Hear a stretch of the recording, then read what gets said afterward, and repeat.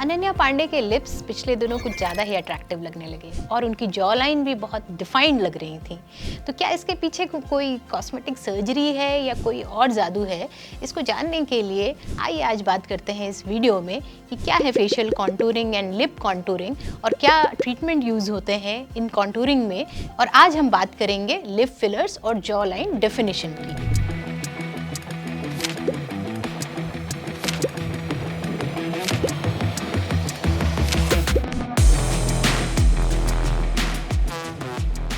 हमारे होंठ हमारे चेहरे के सुंदरता में बहुत योगदान देते हैं और लिप्स का जो शेप होता है वो अलग अलग होता है।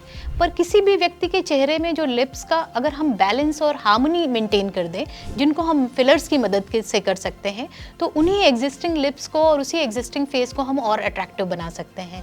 अच्छी बात यह है कि ये फिलर्स मुश्किल से कुछ मिनटों का ट्रीटमेंट होते हैं और इसमें खर्च भी अब कम होता जा रहा है। पहले जो सर्जरी बहुत महंगी होती थी, बहुत रिस्क होता था, अब वो काफ़ी सेफ हो गए हैं और 10 से 15,000 के खर्च में आप अपने लिप्स को और अट्रैक्टिव बना सकते हैं। ये फिलर क्या होते हैं? ये फिलर होते हैं हाइलुरोनिक एसिड, एक तरह की जेल होता है जिनको एक बारीक सुई के माध्यम से आपके लिप्स को शेप देने के लिए इस्तेमाल किया जाता है। किसी भी फेस को यूथफुल दिखाने में लोअर फेस या जॉ लाइन का बहुत इंपॉर्टेंस होता है। अगर हम बात करें इजिप्ट की जो क्वीन थी, जिसको नेफरटीटी लिफ्ट के नाम से भी हम लोग जानते हैं आजकल, तो उसके चेहरे में जो सबसे खूबसूरत चीज़ थी वो उसकी डिफाइंड जॉ लाइन थी।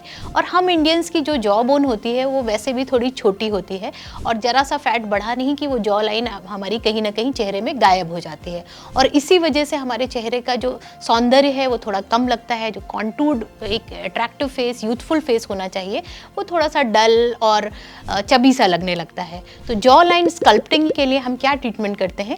इसमें कॉम्बिनेशन थेरेपी होती है। सबसे पहले तो आपकी अगर बोन छोटी है तो उनको हम फिलर्स के माध्यम से थोड़ा सा एनहांस करते हैं। उसके कुछ स्पेसिफिक पॉइंट होते हैं, जैसे एंगल होते हैं, जॉ एंगल है, चिन है, इन जगहों पे हम फिलर्स को डिपॉजिट करके उसको एनहांस करते हैं।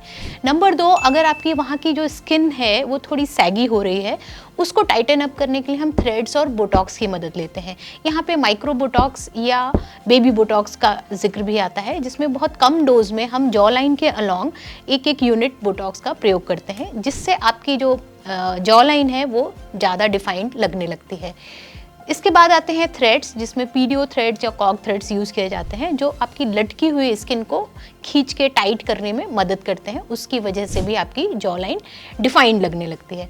अब इसके बाद आता है कि अगर एजिंग की वजह से या ओबेसिटी की वजह से आपके नेक एरिया में बहुत ज़्यादा फैट है और उसकी वजह से जॉ बोन आपकी एकदम दबी हुई है, वहाँ पे सिर्फ फैट ही फैट दिखाई दे रहा है, तो वहाँ पे हाई फूड ट्रीटमेंट या थर्माज ट्रीटमेंट की मदद से उस जगह के जो स्किन है उसको टाइटन अप किया जाता है और साथ में वहाँ पे मीज़ोलाइपोलिसिस या फैट इंजेक्शंस की मदद से उन फैट सेल्स को हम मेटाबोलाइज करके उसको थोड़ा सा लाइटन अप करते हैं, जिससे वहाँ का फैट कम हो जाए और जो जॉ बोन है वो एनहांस और डिफाइंड लगे, जिससे आपका फेस अट्रैक्टिव लगने लगे।